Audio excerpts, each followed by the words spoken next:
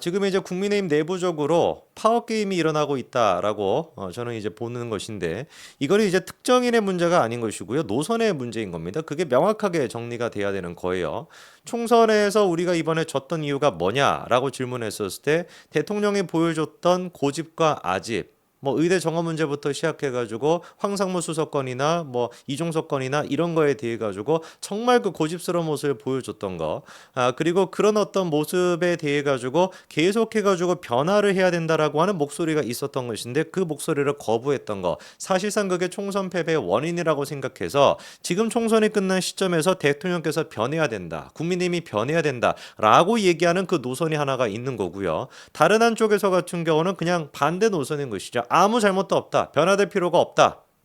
우리는 잘했다. 다만 한동훈이가 지 욕심을 챙기느라고 한동훈이가 셀카 놀이를 하려고 그래가지고 총선을 패배했다. 이건 솔직히 상식적으로 이게 납득이 되십니까? 이거는 뇌가 있는 사람이라고 한다면 이건 당연히 납득을 못 해야 되는 얘기인 것인데 그 진짜 말 같지도 않은 그런 쓰레기 같은 유튜버부터 시작해가지고 특정 어떤 정당까지 껴가지고 이런 식의 여론을 갖다가 쇠뇌를 시키는 거잖아요. 아니 상식적인 인간이라고 한다면 총선 패배의 원인이 한동훈한테 있다는 얘기가 이게 말이나 되냐고요. 누가 보든지 간에 이거는 거의 뭐 명문화됐다라고 봐도 무방할 정도 아닙니까? 뭐 때문에 총선 패배가 이루어졌는지 여론조사 결과만 봐도 시기적으로 봤었을 때, 그리고 또 여의도 연구원에서 자체적으로 분석했던 예상 의석수만 보더라도 뭐 때문에 우리가 패배했는지가 너무나 명백한데, 너무나 명백한 거를 거부하기 위해 가지고 말도 안 되는 허황된 망상에 가까운 얘기를 끄집어내는 거예요. 한동훈이 셀카 노래하느라고 졌다. 한동훈이 혼자 총선하느라고 졌다. 그런 말도 안 되는 주장하는 노선이 또 한 가지가 있는 겁니다. 이 두 가지 노선의 지금 싸움이 국민의힘 내에서 파워게임이 이루어지고 있는 것인데, 저는 제 양심상, 정말 제 양심상 저는 어느 쪽에도 속해 있지 않은 사람이에요. 어느 쪽한테 뭐 연락을 받는 것도 없고요. 뭐 연락을 받는 거야 있죠. 자꾸 뭐 대통령 비판하지 마라, 그런 식의 연락은 제가 뭐 계속해가지고 받고 있습니다만, 제 양심상 제가 변화를 할 필요가 없다라고 하는 얘기를 할 수가 없는 겁니다. 양심이 그거를 허락을 안 합니다. 저는 진짜 그래가지고 저보다 한참 이제 어른들이지만 그럼 정신 나간 소리를 하고 있는 그 패널 분들도 많잖아요. 패널 분들 중에도 오늘도 뭐 방송 나와가지고 아니 누가 보든지 간에 잘못하고 있는데 애써 그거를 갖다가 억지로 무슨 뭐 너네도 잘못하지 않았었냐, 민주당도 잘못하지 않았었냐, 그런 진짜 추잡스러운 논리를 가지고서 지금의 문제점을 갖다가 덮으려고 하는 그 방송 패널분들을 보면서도 짠하다라는 생각이 들더라고요. 저렇게까지 해야, 저 정도로까지 말도 안 되는 소리를 해야 그래야지 국민의힘에서 어떤 직이라도 유지할 수 있는구나, 제가 그런 생각이 들어서 정말 짠했습니다. 특검에 대한 문제에 대해서도 마찬가지로 얘기하는 거 들어보면서 정말 제가 짠하다라는 생각이 들었거든요. 근데 저는 양심상 그렇게 할 수가 없습니다. 지금의 국민의힘은 잘못된 길로 가고 있어요. 분명히 총선 패배에 대한 원인은 명문화되어 있다라고 얘기할 정도로 명확하게 정해져 있고, 그 문제를 해결하지 않는 이상 국민의힘의 미래는 없고 보수는 또다시 괴멸할 수밖에 없다. 글자 그대로 시청하시는 모든 분들이 그런 것처럼 사람한테 우리는 충성한 게 아니지 않습니까? 노선으로 생각을 해야 되는 거예요. 국민의힘이 변해야 된다라고 하는 노선에 서 있는 사람이 있는데 그 노선에 서 있는 사람이 누구에 불과했던 겁니까? 한동훈에 불과했던 것 뿐이고요. 그 변화를 거부하는 노선에 서 있는 사람이 누군 겁니까? 윤석열 대통령 본인 스스로부터 시작해서 홍준표가 됐거나, 그리고 또 윤재호 원내대표가 됐거나, 조정원이 됐거나, 이런 사람들이 변화를 지금 거부하는 쪽에 서 있는 것이죠. 어떻게 해가지고 변화를 거부할 수가 있을까? 그거는 그냥 목적이 하나밖에 없는 겁니다. 기득권, 사적인 이익, 주변 사람들과의 친분, 다 그렇지 않습니까? 응? 누가 보든지 간에 잘못된 길로 가고 있는데 그거를 어떻게 거부할 수가 있겠어요? 어떻게 그게 납득이 되겠어요? 당연히 납득이 안 되는 것인데 왜 그 사람들은 그런 식으로 행동하는 걸까요? 자기 어떤 권력이 연결이 돼 있으니까, 자기 어떤 그 친분이 있는 사람이 연관이 돼 있으니까, 그러니까 그렇게 비상식적인 모습을 보이는 겁니다. 눈에 띄는 거는 이렇게 지금 국민의힘이 양분돼 있는 상태에서 현재 지금 비대위원장인 황우여 비대위원장은 어떤 모습을 보일까라고 하는 게 우리가 좀 생각해 봐야 되는 모습인데, 조정원 의원 같은 경우는 참으로 기회주의자적으로 한동훈 위원장 그리고 한동훈 위원장의 그 노선을 배신하고 저쪽에 섰다라고 보입니다. 홍준표를 지금 이미 만났다라는 걸 통해 가지고. 자, 그러면 황우여 비대위원장은 어떤 모습을 보여주고 있냐? 이번에 그 총선백서 TF팀이 말씀을 드린 것처럼 공식적인 기구가 아니었고요. 특위로 이번에 이제 또 올라갔습니다. 특위로 올라가고 난 뒤에 그 자리에서 이제 황우여 위원장이 뭐라고 당부를 했냐? 특정인을 지목해서는 안 된다라고 황우여 위원장이 이번에 지적을 했습니다. 정확한 워딩이 뭐였냐면은 조정은 위원장한테 진실되게 또 지혜롭게 해달라. 그리고 개인의 책임을 추궁하지 말고 당대표가 사퇴한 걸로 정치적 책임은 봉합하자고 말했다. 정확하게 지금 황우여 위원장이 뭐라고 조정은 위원장한테 얘기했다라는 거예요? 당대표가 사퇴한 걸로 정치적 책임은 봉합하자고 말했다. 여기서 말한 당대표가 누굽니까? 한동훈입니다. 그러면 이 문장 두 가지를 생각해 보세요.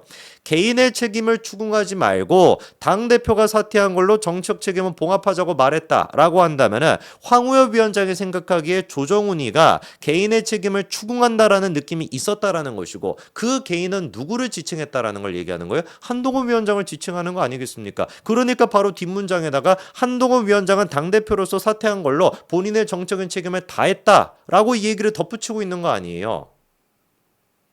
비대위원장인 황우여 비대위원장이 보기에도 총선백서 TF라고 하는 것이 무슨 뭐 겉으로는 중립적으로 뭐 하겠다, 공정하게 하겠다 뭐 이딴 소리를 했지만, 황우여 위원장이 보기에도 조정원 의원이 누구를 지금 대상으로 하고 있다라는 느낌을 받은 겁니까? 개인의 책임을 추궁하지 말아라. 한동훈 위원장을 책임을 추궁하는 것처럼 느꼈다라는 것이죠. 그러니까 추궁하지 말고 당대표가 사퇴한 걸로 책임을 다했다라고 보자. 이렇게 얘기하는 거 아닙니까? 그러면서 구체적으로 얘기하고 있어요. 주어를 당으로 해야 당도 받아들일 수 있고 그것이 해결될 것이다. 주어를 한동훈이라고 해서는 안 되는 것이고 주어를 당으로 해서 당이 어떻게 바뀌어야 된다. 이렇게 해야지, 그래야지 문제가 해결될 수가 있다라는 것이죠. 그리고 심지어 이렇게까지도 얘기했다는 거예요. 정공개하기 어려운 부분이 있으면 비밀 문서로 해도 좋다. 다음 선거 때 다음 지도부만 보도록 해서 우리의 지침서가 되는 백서를 만들어달라. 이게 정답 아닙니까? 애당초 이 총선 백서라고 하는 거를 왜 만드는 건데요?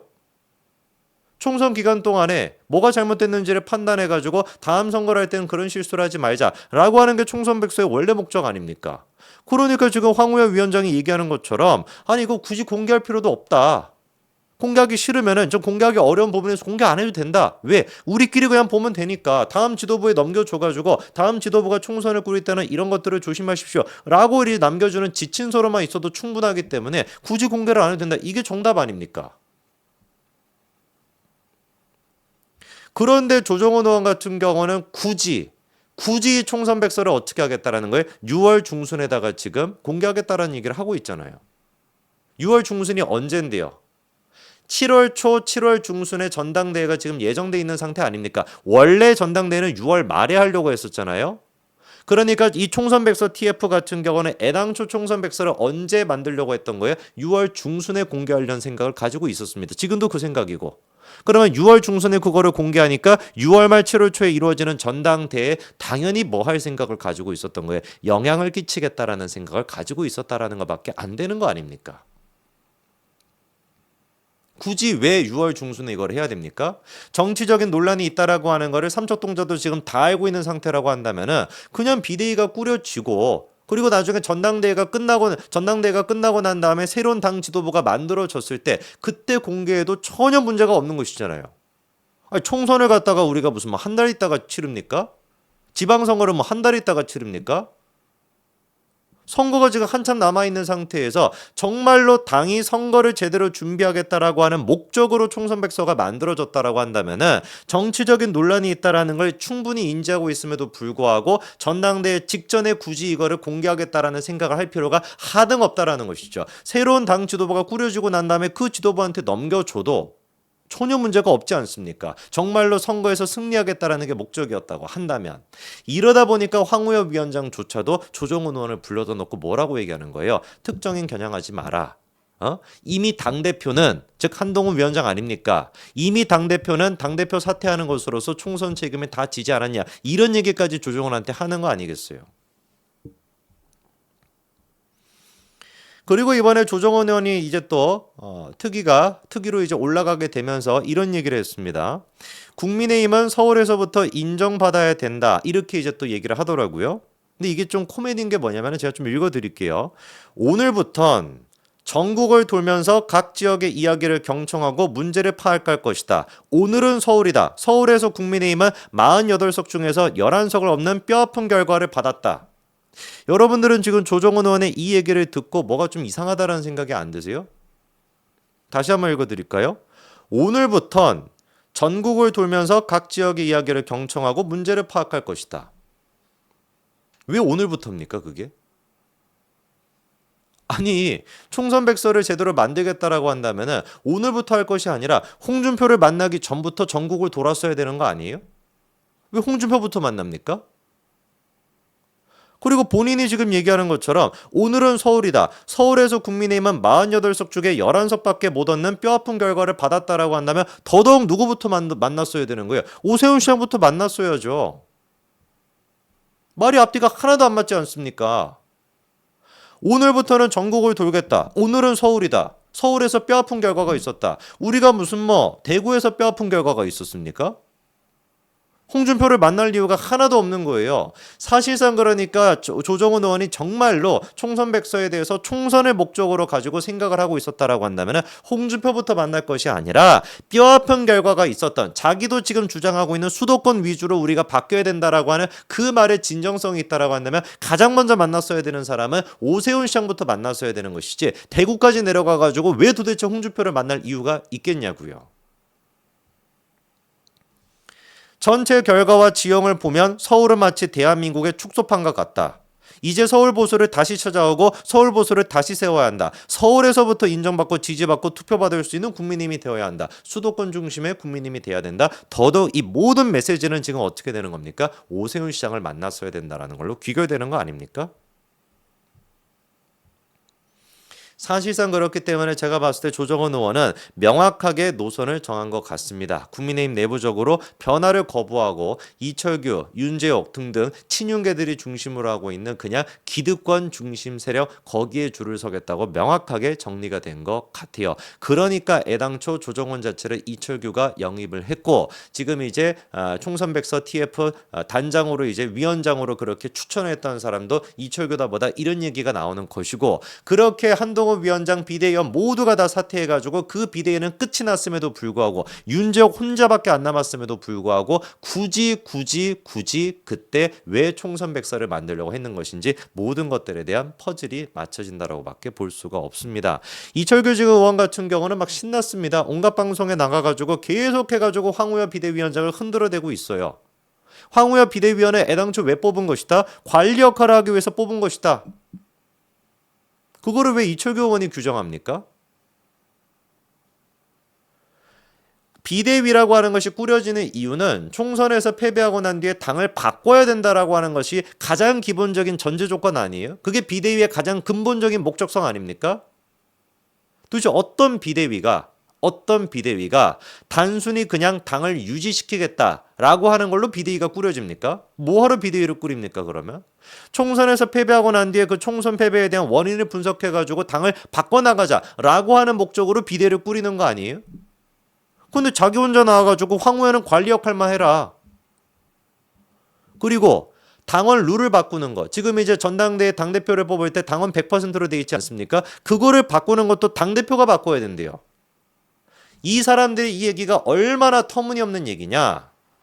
지난번에 김기현을 갖다가 당대표로 만들 때 그때 같은 경우는 사실상 윤심이 작용을 해가지고 김기현이 아무것도 아니었던 사람이 당대표가 됐던 거 아닙니까?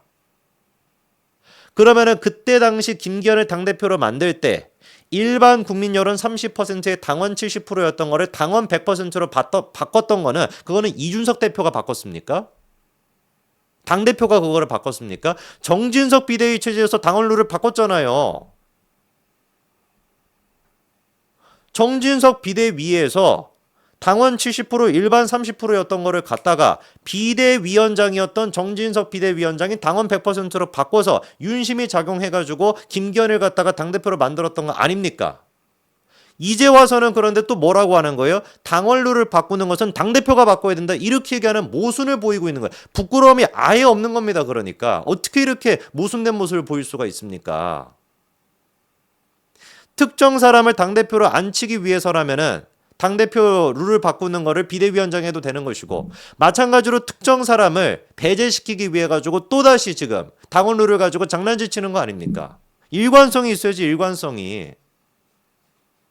김기현을 당대표로 앉힐 때 같은 경우는 비대위원장이 당원 룰을 바꾸는 거에 대해 가지고 친윤들이 주도해가지고 나경원도 그때 제거를 시켜버리고 연판장 돌려가서 그렇게 만들어 놨는데, 이제 와가지고는 한동훈을 또 배제시키기 위해 가지고 한동훈이라고 한 사람이 애당초 당대표에 못 나오게끔 그렇게 만들기 위해 가지고, 야, 당원 룰을 바꾸는 건 있잖아, 당대표가 바꿔야 되는 것이지 그거를 왜 비대위원장이 바꿔? 이런 얘기를 방송에 나와서 어떻게 뻔뻔하게 할 수가 있습니까? 저는 아무리 제가 국민의힘의 소속이라고 할지라도 이거는 용납이 안 되는, 이건 너무 수치스러운 거 아닙니까? 우리가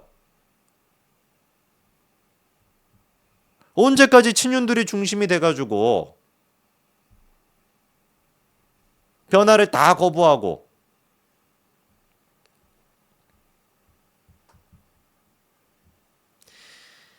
현재 지금 국민의힘 자체가 친윤 중심으로 되고 있지 않냐라고 하는 비판에 대해 가지고 이철규 의원은 이렇게 얘기합니다. 우리 당은 국민의힘 아닙니까? 우리가 민주당은 아니잖아요. 우리 당이 가치에 충실한 분들, 우리가 지향하는 가치와 정강 정책을 올바로 세울 분들이면은 그분들이 쇄신하는데 무슨 문제가 있겠습니까? 맞는 말씀이죠. 보수 정당이기 때문에 보수적인 어떤 이념과 보수적인 사상이 투철하신 분들이 당대표가 돼야 되겠죠. 그런데 문제가 뭐라는 거예요? 지금 이철규 의원이나 윤재호 원내대표나 등등등이 보여주고 있는 모습은 보수적 가치 그 노선에 서 있지가 않다라는 겁니다. 정말로 보수적인 노선에 명확하게 서 있었다라고 한다면 윤석열 대통령이 지금 이재명 같은 인간이랑 협치를 하려고 하고 개인적인 감정으로 한동훈 같은 사람을 제거하려고 한다라고 하는 것에 대해 가지고 비판의 목소리를 낼 수 있어야지. 그게 진정으로 보수의 가치 아닙니까?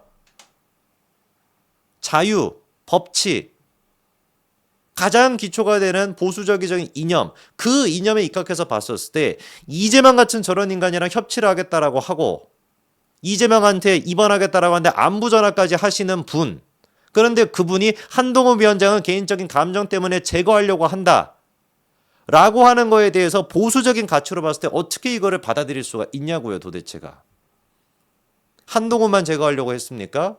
얘기가 나오는 게 원희룡 또한 마찬가지로 이재명 입맛에 안 맞으니까 대통령실에 인선을 안 하려고 했다, 이런 얘기까지 나오고, 그 부분에 대해 가지고 동아일보 또한 김순덕 대기자도 해명해야 된다라고 몇 번이나 얘기하고 있고, 수많은 지금 언론사들이 이 얘기에 대해서 왜 함구하고 있냐라고 지적함에도 불구하고 아무 반박도 못하지 않습니까? 사실상 원희룡 또한 마찬가지로 이재명 입맛에 맞춰가지고 대통령 인선을 제외시켰다라는 게 기정사실화가 되고 있다라고 한다면은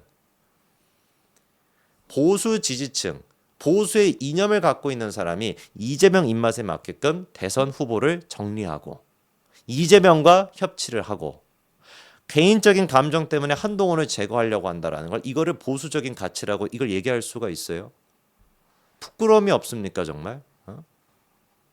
감히 이철규 의원은 보수 꺼내지 마시기 바랍니다. 그냥 제가 보는 이철규, 윤재옥 등등 지금 이제 당 내부적으로 있는 친윤이라고 하는 그 사람들은 제가 보기에 진짜 꼰대 그 자체밖에 안 되는 것이고 당을 좀먹는 존재들이라는 생각밖에 들지 않습니다. 차라리 그냥 그냥 후퇴가 아니라 아예 그냥 사라지시는 것이 국민의힘을 살릴 수 있는 유일한 길입니다. 지금의 어떤 저런 사람들 가지고, 홍준표 같은 사람, 그런 사람을 가지고 당을 지금 혁신하고 개혁한다, 꿈도 꾸지 마시기 바랍니다. 조정원 의원은 정말로 잘못 지금 줄을 쓰신 겁니다. 자기 어떤 그 얄팍한 정치적인 이익 때문인지 뭔지는 모르겠지만 정말로 줄을 잘못 쓰신 거예요. 여기까지 말씀드리겠습니다.